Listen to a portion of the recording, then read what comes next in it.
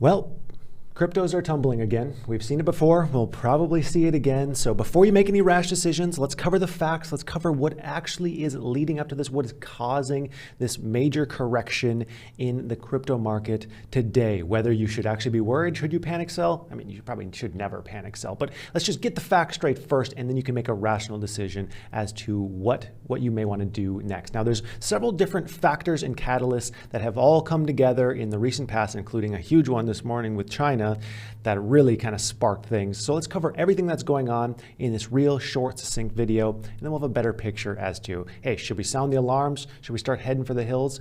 Or should we just sit back and maybe double down on some of our investments?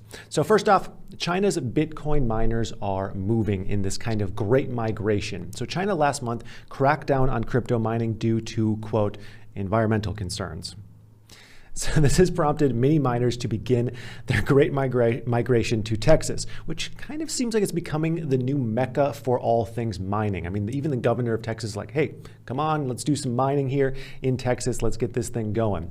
Now, this is a bit of a problem, though, at least in the short run, because at least 65% of Bitcoin is mined in China. So removing some of these miners from the overall mining capacity, at least in the short run, drastically lowers hash rates, which means transaction times can increase dramatically. It can cost more to do transactions. There's just less people facilitating these transactions. This can cause some issues, at least in the short run, until they're set up in good old Texas. Next up, we have the World Bank, who refused to assist El Salvador in turning Bitcoin to legal tender within the country. So we had a piece of very bullish, very good news for Bitcoin recently with El Salvador, who recently took Bitcoin. They took him with open arms. They took him, her, whatever Bitcoin is, with open arms and recognized it as an official currency, even removing capital gains on transactions, which makes sense. You don't want to have your citizens pay capital gains if they bought, $5 worth of Bitcoin, turn it to $6. Like, are you going to pay capital gains on that $1 when you go and buy a $6 hot dog or something like that? So they remove capital gains. They're trying to make it a legal tender within their country, but they have an issue as well. The World Bank won't assist them in the process of turning this into a legal tender. And they're not assisting them due to, quote, environmental and transparency shortcomings. Now, this seems like a problem that they will ultimately overcome. I'm sure there's some other bank that can help them out. Like, you're helping out an entire country's government. There's got to be some bank that's willing to work with them. But of course, this is another hiccup, and it kind of just seems like another piece of growing pain with cryptocurrencies. Then we have Mark Cuban, who is calling for more regulation after a crypto investment of his went broke. Now, we did an entire video breaking down what exactly happened here. I'll have that pinned above if you're interested.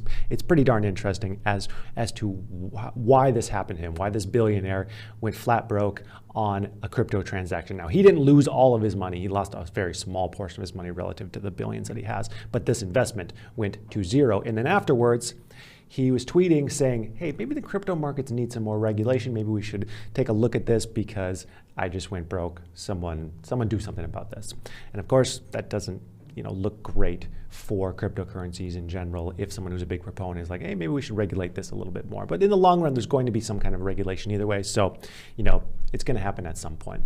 Then we have Maxine Walters, who has formed a digital assets working group in the House of Representatives to look at how digital assets will affect our lives and see if regulation is necessary. So Mark Cuban called for some regulation, and it looks like regulation might actually happen, or at least there's going to be some discussions of regulation. I don't know if those two things are connected. Probably not.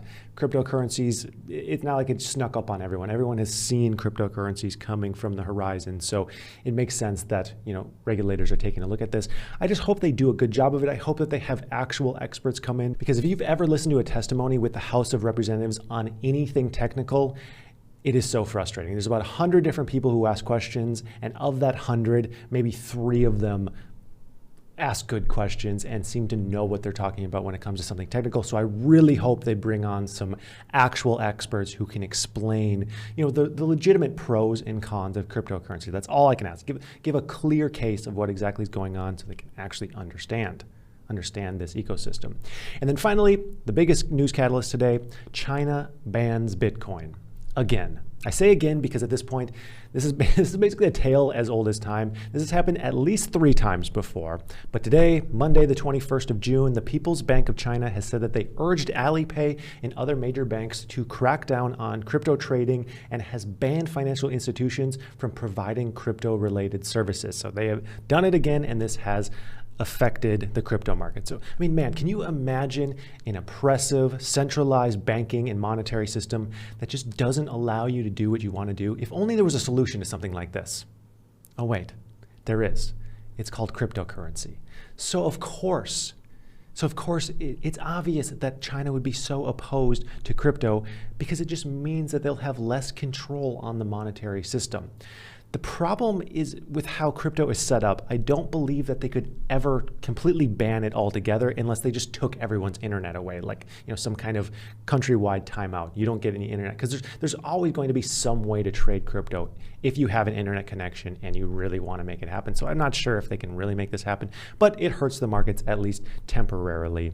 And that's why we're seeing some lows, at least 2-week lows here in Bitcoin and other cryptocurrencies. So let's pop over to this real quick. We're on the Bitcoin chart right now. We can see it's sitting at 32,000. It has dipped very dramatically in the last trading hours. We were up to $40,000 just the other day. And Bitcoin isn't alone. Ethereum has dropped below $2,000 again. ADA is sitting at $1.27.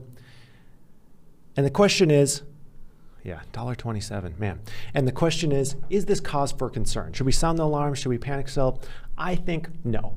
Yes, I am down today. My crypto portfolio is down about $10,000 today. I don't like feeling like I'm down $10,000 in my crypto portfolio, but I'm not selling anything. In fact, I actually just went ahead and bought a bit more. So I went ahead and added to my ADA position. I'm taking a look at Bitcoin and Ethereum, and I may add to those as well. I'm just going to see exactly how they pan out because buying into one of these positions right now, yes, it could go down further. So I'm just trying to take a more smart approach, almost like an hour cost averaging or something, if you will, to distribute my purchases just in case prices creep down lower and lower and lower. Then I can just make my average slightly lower and lower. So should you buy, should you sell? That is completely up to you. All I would say is don't do it with an emotional basis, do it with a logical basis. And really, I look at all these news catalysts, and even though they may not be positive news, you can kind of look at them as if they're positive news. Like China doesn't want crypto because it takes away from their power. Regulators are looking at crypto because it's just becoming more mainstream. It's becoming bigger, and it's starting to affect them. Those both are good signs, in my opinion. Now, if you're an investor who you're like, I'm a little bit unsure about my investing strategy, or maybe I don't want to make emotional decisions, I recommend getting a group of people together who understand these systems, and that way you can talk to one another and you don't make quite as many emotional decisions. Now, this could be as simple as a group chat, or if you need a community, you can join our Patreon, because we have a solid group of knowledgeable people who are talking about these things, and then you can pose a question and you don't freak out quite as much on the next correction that happens because you have this other group of people who are like, we've been here before, this is the cause, this is likely to happen again. So if you're looking for a community, you can join the Patreon or start something like a group chat with a couple of your friends if they're knowledgeable as well. It's just good to be able to talk to people. That way you don't make any rash decisions. So I hope that this helped piece everything together as the chaos that's happening today, and I hope you have a profitable day.